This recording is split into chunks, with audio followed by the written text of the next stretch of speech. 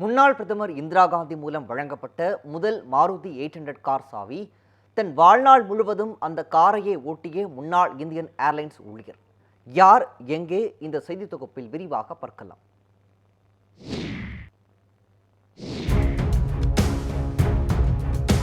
டெல்லியைச் சேர்ந்த ஹர்பால் சிங் மற்றும் குல்ஷன்பீர் கவுர் தம்பதியர் இந்தியாவின் முதல் மாருதி 800 காரை வாங்கிய பெருமைக்குரியவர்கள்.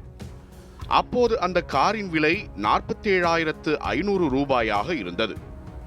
1983ஆம் ஆண்டு டிசம்பர் 14ஆம் தேதி முதல் மாருதி 800 காரை புக் செய்த ஹர்பால் சிங் குல்ஷன்தீப் தம்பதியருக்கு அந்த காரின் சாவி முன்னாள் இந்திய பிரதமர் இந்திரா காந்தியால் ஹர்பால் சிங்கிடம் வழங்கப்பட்டது.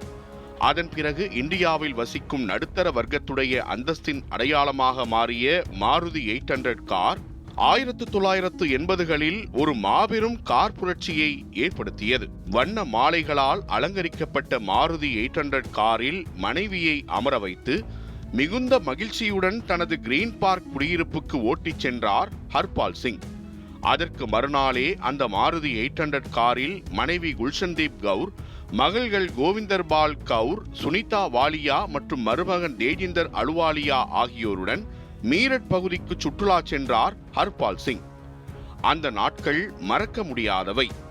இந்தியாவின் முதல் மாருதி 800 காரை காண வழிநெடுகிலும் மக்கள் கூடி நின்றது இன்றும் நினைவில் உள்ளது என தனது பழைய அனுபவங்களை பகிர்ந்து கொண்ட ஹர்பால் சிங்கின் மருமகன் அலுவாலியாவின் முகத்தில் பெருமிதத்தின் புன்சிரிப்பு எட்டி பார்த்தது. ஹர்பால் சிங் இந்தியன் ஏர்லைன்ஸ் ஊழியராக பணியாற்றி ஓய்வு பெற்றவர்.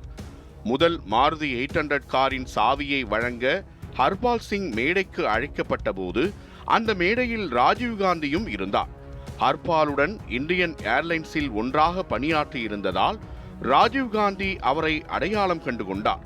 இந்திரா காந்தி மூலம் சாவி வழங்கப்பட்ட போது ராஜீவ்காந்தி எழுந்து வந்து ஹர்பால் சிங்கை ஆற தழுவிக் கொண்டது அங்கிருந்த எங்கள் குடும்பத்தார் அனைவருக்கும் மிகுந்த மகிழ்ச்சியை கொடுத்தது எனவும் அலுவாலியா தெரிவித்தார்.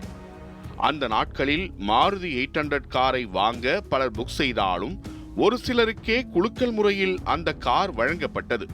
ஹர்பால் சிங் 47,500 ரூபாய் கொடுத்து வாங்கிய முதல் மாருதி 800 காரை சுமார் 1 லட்சம் ரூபாய் வரை கொடுத்து வாங்க பலர் தயாராக இருந்தனர். அன்றைய பத்திரிகைகளும் ஹர்பால் சிங் தனது காரை விற்க தயாராக இருப்பதாக தவறாக செய்தி எழுதினார்கள். ஆனால் யார் என்ன சொன்னாலும் காரை விற்கக்கூடாது என்ற எண்ணத்தில் ஹர்பால் சிங் மிகவும் உறுதியாக இருந்தார் என தனது பழைய நினைவுகளை பகிர்ந்தார் ஹர்பால் சிங்கின் இரண்டாவது மருமகனான அமர்தீப் வாலியா. ஹர்பால் சிங் தனது ஃபியட் காரை விற்றுவிட்டு புதிய மாருதி 800 காரை வாங்கியதாக கூறிய அவரது குடும்பத்தார் அதன் பிறகு பல அப்டேட் மாடல்கள் வந்தும் அவர் தனது மாருதி 800 காரை மாற்ற விடாப்பிடியாக மறுத்துவிட்டதாகவும் கண்ணீருடன் தெரிவித்தனர்.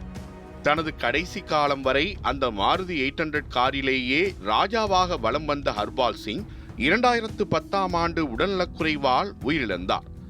2 ஆண்டுகளுக்கு பிறகு அவரது மனைவி குல்ஷன்பீர் கவுரும் உயிரிழந்த நிலையில் அவர்களது கிரீன் பார்க் குடியிருப்பு தற்போது வரை பூட்டியே கிடக்கிறது. குடியிருப்புக்கு வெளியே கவனிக்க ஆளில்லாமல் நிர்கதியாக விடப்பட்ட ஹர்பால் சிங்கின் முதல் மாருதி 800 காரை மாருதி சுசுகி நிறுவனமே மீட்டெடுத்துள்ளது. பழமை மாறாமல் புதுப்பிக்கப்பட்ட அந்த கார் ஹரியானாவில் உள்ள நிறுவன தலைமையகத்தில் அடையாள சின்னமாக காட்சிப்படுத்தப்பட்டுள்ளது.